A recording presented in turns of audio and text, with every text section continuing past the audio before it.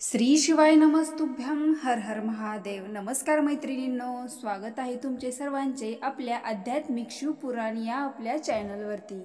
देवादिदेव महादेव म्हणजेच नाथांचे नाथ भोलेनाथ, विश्वपती, अधिपती, उमापती, कैलासपती यांच्या कृपेने तुमच्या सर्व चांगल्या इच्छा पूर्ण होत। चला तर मग आपल्या नवीन व्हिडिओला सुरुवात करूयात। मैत्रिणींनो, आपण जेवढे भोलेनाथावर म्हणजे देवादिदेव नाथावर आपण जेवढा विश्वास ठेवतो तेवढे ते देव आपली इच्छा पूर्ण करतात। पण आपल्याला हाच विश्वास मनोभावे आणि प्रेमाने करायचा आहे। प्रत्येक विधी पूजा मनोभावे करायची आहे, मग तो भोळा भंडारी बघा तुमची नक्की प्रत्येक इच्छा पूर्ण करेल। आज आपण शुक्रवारचे विशेष असे 3 उपाय पाहणार आहोत। तर शिवपुराणात पंडित मिश्रांनी खूप छान शुक्रवारचे विशेष उपाय असे सांगितले आहेत। तर मिश्राजी महाराज म्हणतात, तर आपल्या घरात आपण शिवपुराण स्कंदपुराण जेवढा विश्वास ठेवून ऐकतो तर तेवढाच आपण मनोभावे देवावरही विश्वास ठेवायचा आहे। कारण जेवढा विश्वास ठेवून आपण पूजा करतो, श्रद्धेने पूजा करतो, तेवढा आपल्याला लवकर फळ मिळतं। तर मैत्रिणींनो, आपण आज शुक्रवारचे उपाय पाहणार आहोत। तर हा उपाय आपल्याला संध्याकाळी किंवा सकाळी केला तरी चालतो, पण तुळशीला आपण संध्याकाळी स्पर्श करू शकत नाही किंवा हातही लावू शकत नाही। आपण तुळशी मातेला संध्याकाळी दिवा लावू शकतो, पण स्पर्श करू शकत नाही। त्याच्यासाठी आपल्याला हा उपाय सकाळीच करायचा आहे। ही सेवा केल्याने आपल्या घरात जे आपले पितृ आहेत, पूर्वज आहेत, तर ते आपल्याला प्रसन्न होतात। आपल्या घरात देवाच्या जेवढे देव प्रसन्न होतात त्याच्यापेक्षा पितृ जास्त लवकर प्रसन्न होतात। त्याच्यासाठी आपल्याला हा उपाय आवर्जून करायचा आहे। तर आपण रोज जेवण करतो, पण आपल्याला एवढं लक्षात येत नाही की आपण आपल्या पूर्वजांनाही जेवण दिलं पाहिजे। याच्यासाठी आपल्याला हा साधा सोपा उपाय करायचा आहे। ही सेवा केल्याने आपल्याला लवकर पितृ प्रसन्न होतात आणि आपल्या सगळ्या चांगल्या इच्छा पूर्ण करतात आणि आनंदी राहतात सदैव आपल्यावरती। तर हा उपाय असा करायचा आहे की तुळशीच्या कुंडीत आपल्याला एक वाटी ठेवायची आहे आणि त्या वाटीत आपल्या हातात कोणीही स्त्री असो पुरुष असो, घरातील कर्ता पुरुष असो किंवा स्त्री असो, त्यांनी 1 चमचा आपल्या उजव्या हातात गंगाजल घ्यायचा आहे आणि त्या वाटीत अर्पण करायचे आहे। असं आपल्याला 7 किंवा 5 वेळा गंगाजल हातात घेऊन त्या वाटीत अर्पण करायचे आहे। पण वाटीत अर्पण करत असताना विश्वनाथाचे नामस्मरण करायचे आहे आणि विश्वनाथाचे नामस्मरण झाल्यानंतर आपल्या पूर्वजांचे हे स्मरण करायचे आहे।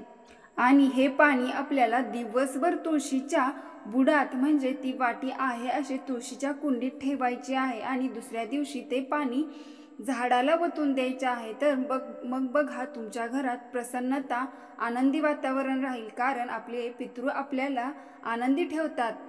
आता आपण दुसरा उपाय पाहणार आहोत, दुसरी सेवा पाहणार आहोत। तर देवादिदेव महादेवाचे अतिप्रिय पुत्र श्री गणेश यांचा आपण शुक्रवारच्या दिवशीचाच हा उपाय पाहणार आहोत।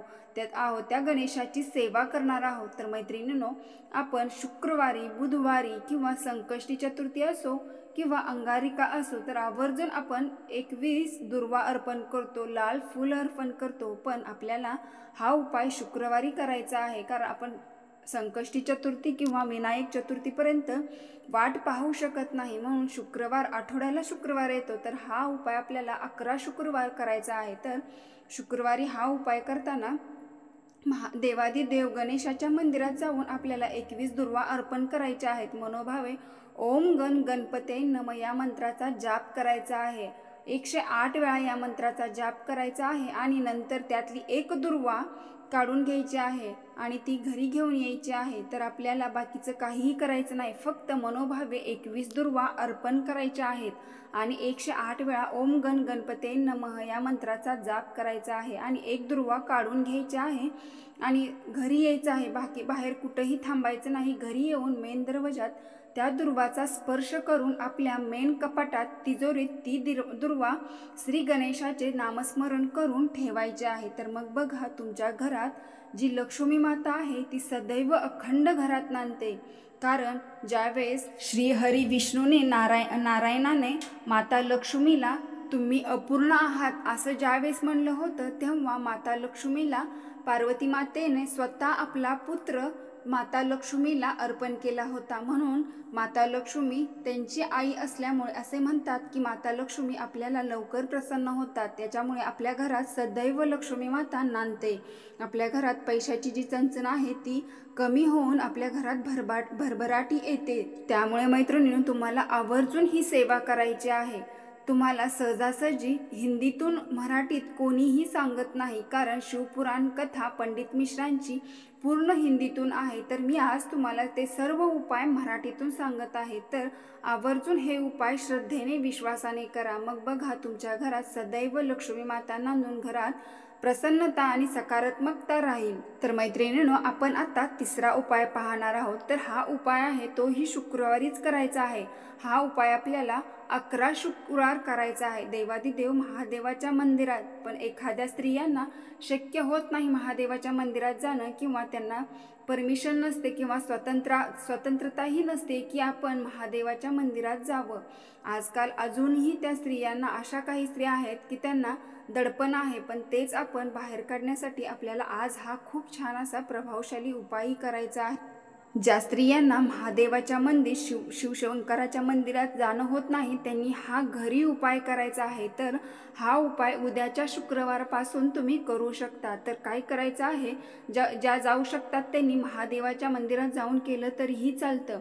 आपल्याला 1 लोटा जल अर्पण करून एक तुपाचा दिवा लावायचा आहे. तुपाचा दिवा लावल्यानंतर त्या 2 लवंगा, ज्या जोडी लवंगा असतात त्या 2 लवंगा त्या दिव्यात अर्पण करायच्या आहेत किंवा टाकायच्या आहेत. तसेच आपला भीमसेन कापूर असतो, तो भीमसेन कापूरही त्यात टाकायचा आहे.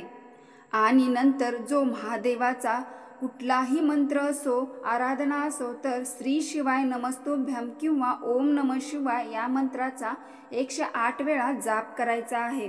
108 वेळा जाप केल्यानंतर देवादिदेव महादेवाला मनापासून प्रार्थना करायची आहे की मला या संकटातून बाहेर काढ, या संकटातून मला दूर कर.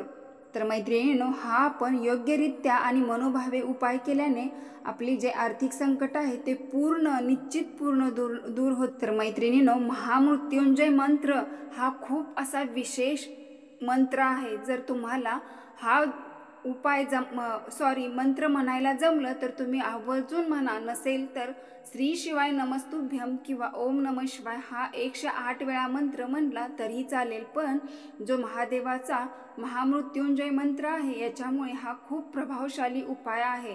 तर आवर्जून हे उपाय करा. असेच नवनवीन व्हिडिओ पाहण्यासाठी आपल्या चॅनलला लाईक, शेअर आणि सबस्क्राईब करा. श्री शिवाय नमस्तुभ्यम. धन्यवाद.